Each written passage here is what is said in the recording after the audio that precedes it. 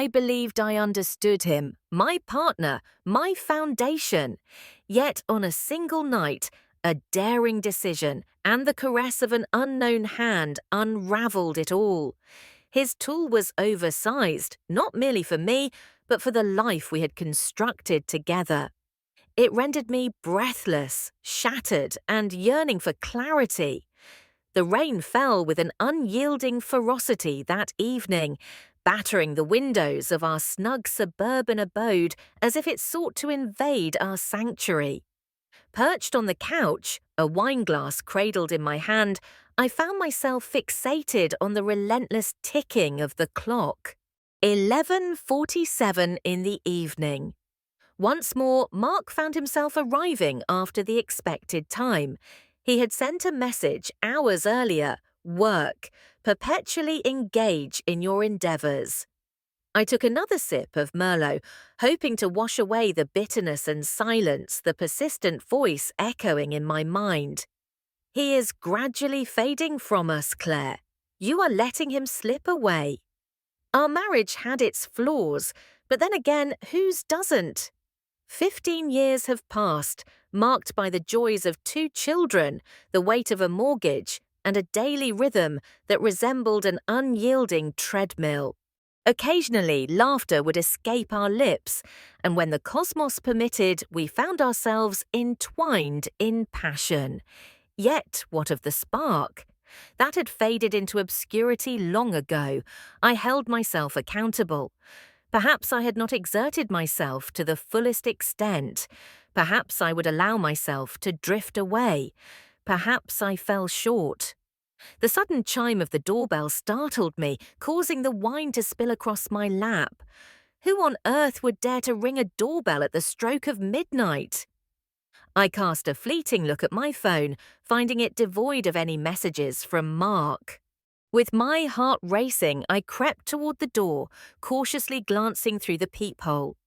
A figure lingered in the shadows, drenched to the skin, his features hidden beneath the fabric of a hoodie. He grasped a toolbox reminiscent of the one Mark employed for his weekend DIY endeavours. Madam Harper, his voice resonated, a deep timbre swallowed by the tempest. Your spouse reached out to me. You mentioned there was an urgent issue with the plumbing. Conduits? I had not reached out to anyone. Mark remained silent on the matter, yet the man's tone remained composed, exhibiting professionalism. With a moment of uncertainty, I finally released the latch on the door.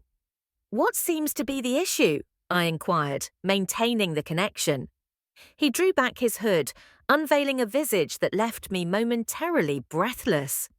Deep-set eyes, a sculpted jawline, and a subtle scar tracing the curve of his left eyebrow. He appeared to be no more than 30 years of age. Yet there existed a certain rigidity within him, as if life had chiseled his essence from unyielding rock. A burst pipe in the basement, he declared, brandishing the toolbox with purpose. Mark mentioned that there is flooding occurring down there. Allow me to introduce myself. I am Jake. A frown creased my brow. This morning, the basement was perfectly acceptable, yet Mark had found himself increasingly distracted of late, allowing things to slip from his memory. Perhaps he had observed something that had eluded my attention. Very well, I spoke as I released the chain. Step inside. Jake entered, water cascading from him onto the polished hardwood floor. He entered the room with a commanding presence, his broad shoulders and calloused hands telling stories of hard work, accompanied by a subtle scent of motor oil and the freshness of rain. I guided him down to the basement, switching on the light as we descended. Neither flood nor burst pipe, merely boxes filled with Christmas decorations and Mark's vintage golf clubs.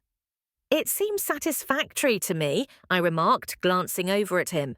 Jake placed the toolbox on the ground, his gaze firmly meeting mine. Perhaps his concerns lie beyond the mere pipes. His voice fell to a hushed, measured tone. Perhaps there is another aspect that requires attention. My heart raced. What do you mean by that? He advanced with measured intent. Excessively near. Mark has been sharing his thoughts. In the dim light of the bar, amidst the hum of conversation, the atmosphere buzzes with the energy of the workday's end. Expresses that there is a lack of fulfillment in the domestic sphere. His eyes swept across me, unrepentant. Claims you are aloof, chilly. The words struck with the force of a slap. Had Mark been speaking of us to those unknown? Heat flooded my cheeks, yet my gaze remained locked on Jake. I retorted sharply, "That's none of your business." "Perhaps not." He leaned against the wall, a smirk playing on his lips. Yet I find myself present in this moment. I possess a knack for mending and repairing various items, a myriad of possibilities. I ought to have shown him the door, contacted Mark, contacted the authorities. Yet I refrained.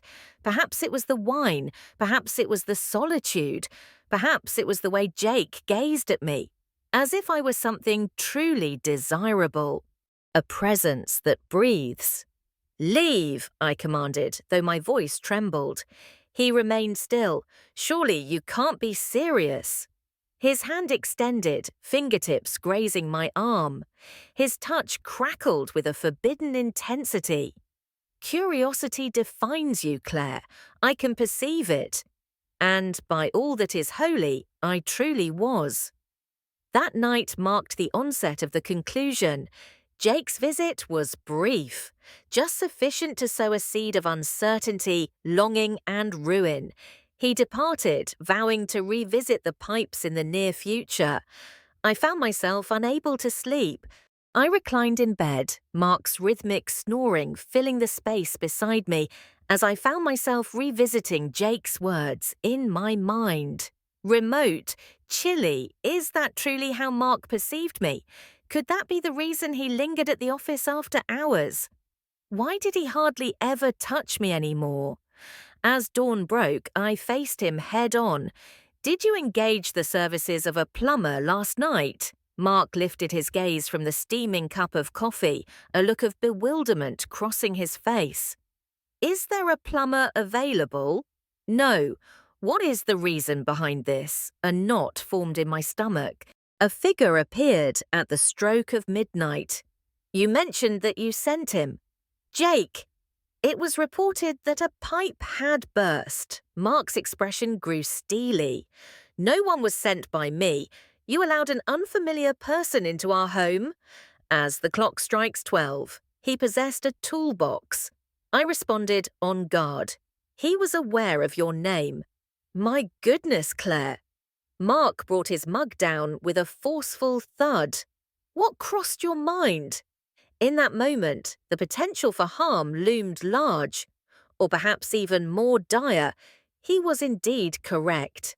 I had acted with abandon. Yet his anger seemed to serve as a diversion, as if he were concealing a secret. What could possibly motivate him to deceive? "Mark, he mentioned that you've been discussing us. Let me share a bit about myself." Within the lively atmosphere of bars, is that really the case?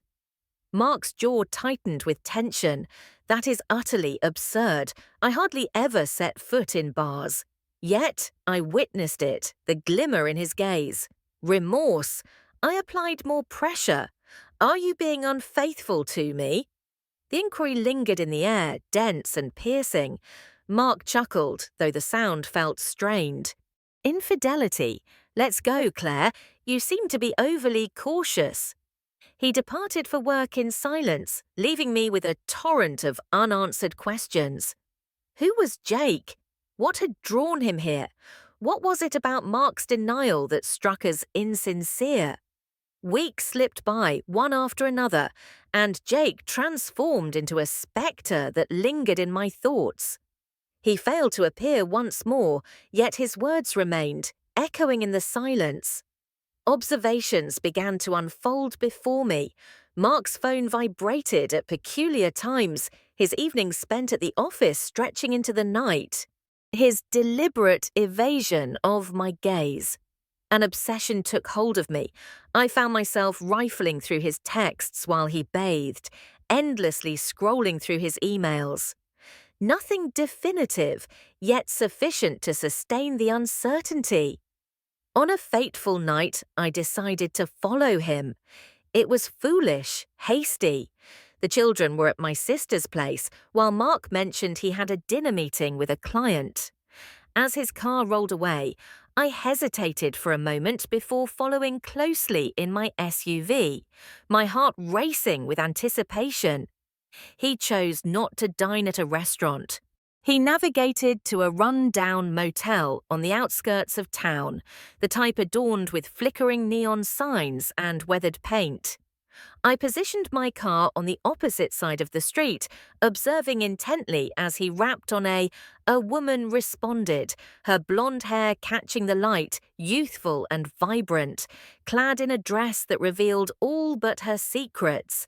They vanished into the depths within. The man with whom I had woven the fabric of my existence, the father of my children, was deceiving me. Fury surged within me, compelling me to burst through the door, to unleash a torrent of screams, to rend them asunder. Yet I refrained. I navigated the familiar path home, my vision obscured by tears, and settled into a moment of anticipation. As the clock struck 2 a.m., Mark returned, and I found myself enveloped in the shadows, waiting in silence. "What did you think of dinner?" I inquired, my tone frigid. He stood still, caught in a moment of disbelief. "Very well. What brings you to be awake at this hour? Who is she, Mark?" The stillness was overwhelming. He attempted to weave a falsehood, but I interrupted him. "I have been following your journey," I beheld her. His shoulders drooped, and for the first time in years, he appeared diminished.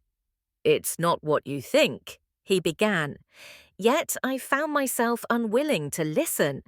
I cast him out, his suitcase landing on the lawn with a thud as the lights flickered to life. The ensuing weeks unfolded in a haze of anguish and wrath. I initiated the divorce process, engaged the services of a lawyer, and endeavored to maintain stability for the children. Yet within, I was coming apart at the seams. I found myself revisiting Jake's visit, his enigmatic words echoing in my mind. Was he aware of Mark's infidelity? Was he attempting to give me a warning, or perhaps another option? On a fateful night, driven by an insatiable need for clarity, I sought out Jake. It was not difficult. A business card lay in the toolbox, partially obscured by a wrench. The repairs at Jake's residence. It was inscribed, accompanied by a numeral. As I dialed, he picked up on the very first ring. "Claire," he remarked, as though my arrival had been anticipated. "It certainly took its time, didn't it?" Our paths crossed in a dimly lit dive bar, removed from my vicinity. He appeared unchanged, exuding a dangerous allure. I sought clarity. "What brings you to my home? Who was it that sent you?" Jake reclined, savouring his beer. "No one dispatched me. I overheard Mark at a job site, boasting about his extramarital affair. He remarked that his wife was oblivious." "Liars are not to my liking, Claire. I believed it was important for you to be informed. Why didn't you simply share that with me? What is the significance of the pipe narrative?" He gave a slight shrug. "Could you have trusted my words? A mysterious figure revealing that your husband is unfaithful. I needed to gain entry, determine whether your vision was as obscured as he claimed. Despite my desire to harbour resentment, I found it impossible to do so." He had unveiled Mark's treachery, albeit through methods that were far from conventional. "What is it that you seek from me?" I inquired. Jake's gaze deepened into shadows. "What is it that you desire, Claire? Retribution? A new beginning? Or perhaps another option?" The atmosphere surrounding us shimmered with tension. I understood the proposition he laid before me, and a part of my being yearned for it. Yearned to experience emotions beyond mere suffering. Yet I found myself unprepared. Not at this moment. The divorce lingered interminably, unattractive and costly. Mark battled for every single thing: the home, the children, his standing. He depicted me as unstable and paranoid, yet I possessed undeniable proof now. Messages I discovered on his old phone, images captured by a private investigator. For years, he had been unfaithful, not solely with the motel blonde, but with others as well. The betrayal pierced my heart in ways I never imagined it could.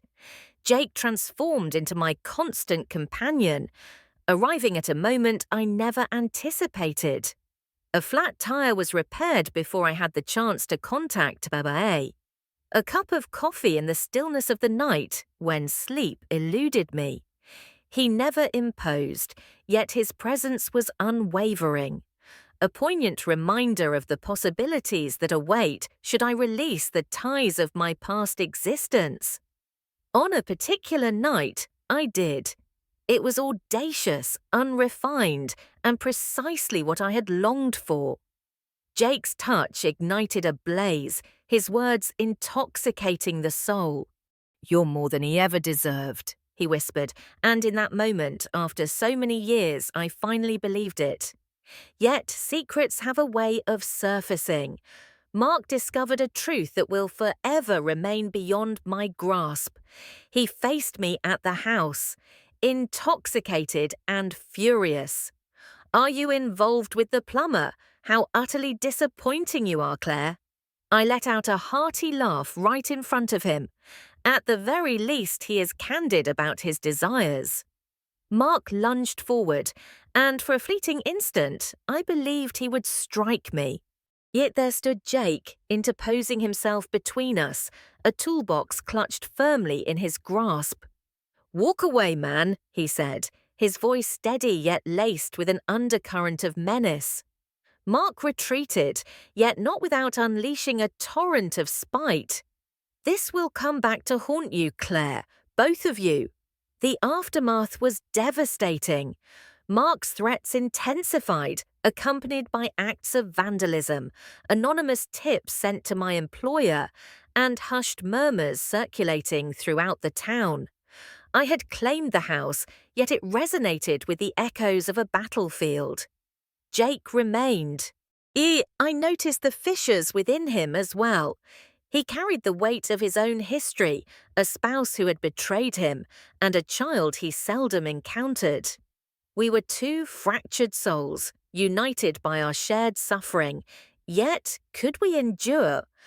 I'm uncertain. The children are currently with my sister, sheltered from the turmoil. Mark has moved on, or perhaps he hasn't after all. He remains out there, steeped in bitterness and shattered dreams. And what of Jake? He remains, toolbox in hand, mending what he is able to. Yet, certain elements endure trust, love. The existence you envisioned lies in fragments. What about me? I'm breathless, though I can't quite discern whether it's due to him or the struggle to rediscover who I am. Did it hold any value? Each day I find myself pondering. The entanglement, the reality, the expense. I may lack answers, yet I refuse to remain in the shadows any longer. This is my narrative, unfiltered and authentic, and I stand prepared to confront whatever lies ahead. We extend our heartfelt gratitude for being with us for today's extraordinary tale. If this resonated with you, we warmly invite you to subscribe to our channel, give this video a thumbs up, and share your thoughts in the comments below. Your unwavering support fuels our passion to deliver more impactful and captivating narratives each and every day. Click on the video above to discover more inspiring stories, my dear.